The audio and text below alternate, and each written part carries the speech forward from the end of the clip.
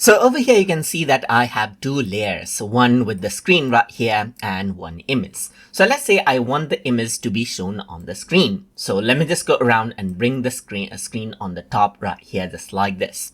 So now what I need to do is I need to make the green part transparent so that I can go ahead and see the image behind it. So for that, you can go ahead and quickly erase this particular green screen right here using the flood erase tool.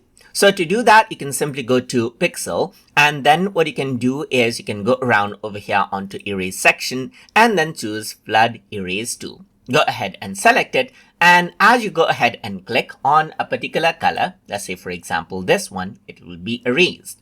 But if I were to go ahead and click, nothing actually happens because this is still a regular layer. So what I need to do is convert it into a raster layer first. So for that, I need to go ahead and right click right here and then choose rasterize. And once you do that and you click the flood erase tool, we can see that the green gets removed right here. So now you can go to the selection tool, and if I were to move it, you can see like the background right here. So you can see the background right here just like this, and then you can see it in the monitor now just like this.